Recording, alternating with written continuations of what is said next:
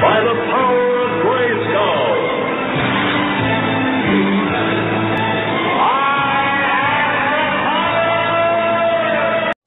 Hey everybody, this is a Review Revolution coming back at you with another Masters of the Universe Classics. That's right, it's the 22nd.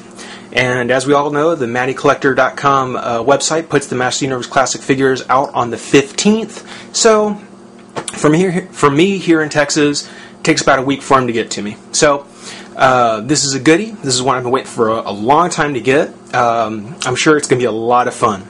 So, just to kind of go over the box like we normally do, we've got the Masters of the Universe Classics logo on there, got the Mattel logo, and the Adult Collector. That doesn't mean what I think it does. It must not. But we'll talk about that down the road. Typical box, opening it up, what we've got is...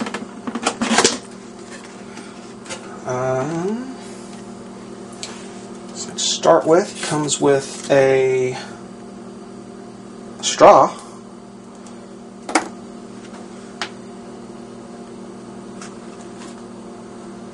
So it comes with some French fries.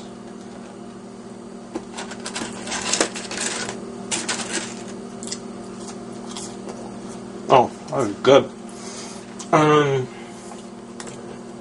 Let's see here. Got a chocolate shake, I believe. Yeah, chocolate shake. And anything else?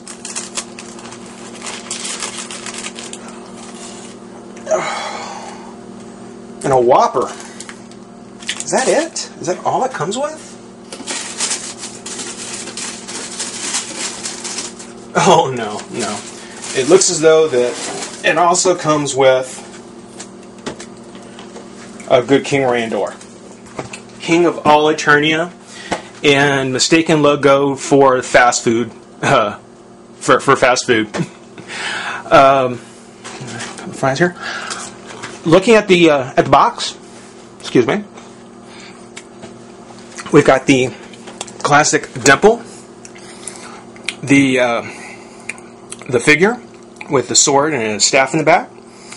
I've got King Randor, heroic ruler of Eternia figure, which is pretty cool. Another fry here.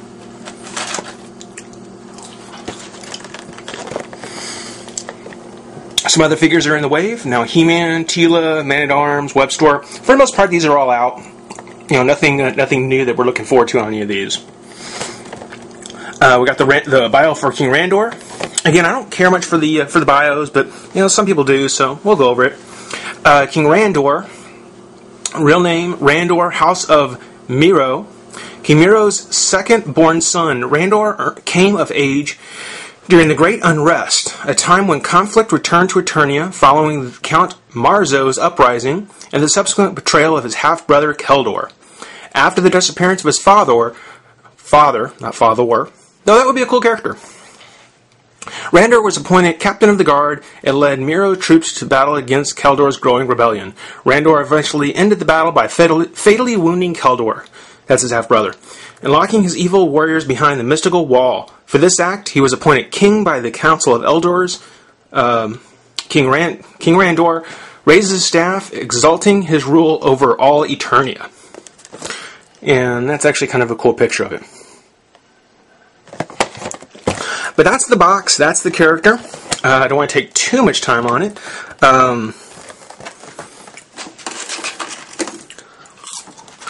Tell you what, we'll take a few, take a few moments and pop him out back and have a look at the guy.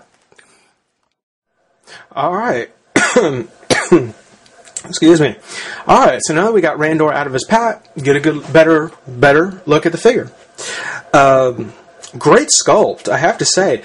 Really, as little as I actually care about King Randor in any incarnation, whether it be his vintage figure, his Filmation appearances, whatever, I never really cared for him. He was never a pivotal character to me. But in this case, from the classic series, because he's got such a large upper body, and because his colors are so similar, and because it really gives him what look like shorter, stockier legs, he definitely seems to come across more like his vintage counterpart. I'm really liking it. I really am. I'm not saying that it's more or less than that of the other figures, but he definitely somehow gives off a much more vintage kind of feel. In the area of the paint, good and bad. First good is the gold.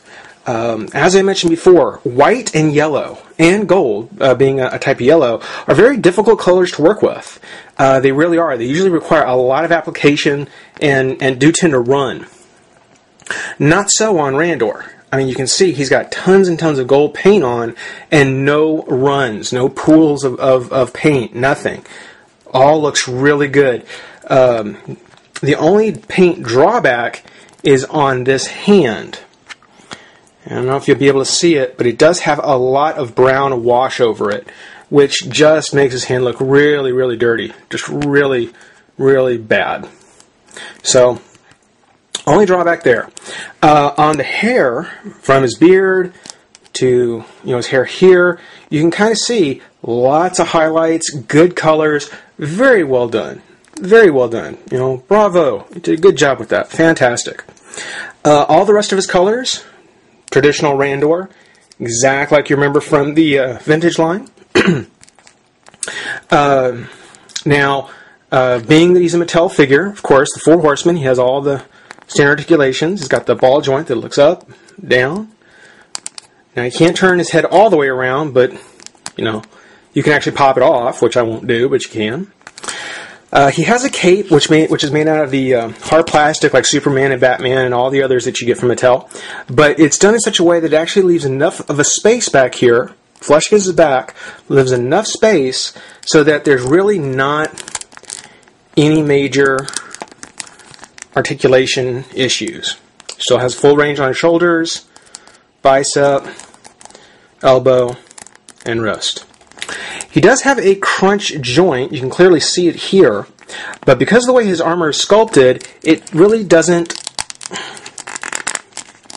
help him out much. It's not one you're really going to get much use out of. But he does have it if you ever want to take his armor off, which it applies just like Hordax. His pivot.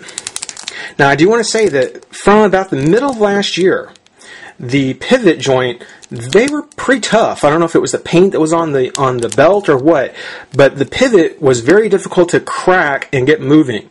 Mattel, whatever they've done, great job. It's all working fine. On the legs, of course, they come out and they come up. His shaggy shorts give just a little of the typical articulation issue, but nothing that you're going to make a big fuss about. The knee, the ankle. And even though the Master Universe line, I didn't mention this with He-Man, I should have, but even though they don't have a cut in the thigh, they do have a pivot on the boot, which is a good trade. I like it. I really do. For his accessories, just kind of move along real quick. He does come with his sword, which is a good callback to the vintage figure. Definitely updated, nice sci-fi, but very much in the style that you saw there. And as in the 2002 series, which least said about that the better, he does have a staff, which is probably what I'll pose him with most. Lastly, as I said before with He-Man, with these figures, they do have an insert in the box that if you do tape down, you can actually make a nice little display stand for them. So this has been the Review Revolution, bringing you King Randor, heroic ruler of all Eternia. Thanks for lunch. Rate, comment, subscribe, join the revolution, and I'll see you next time.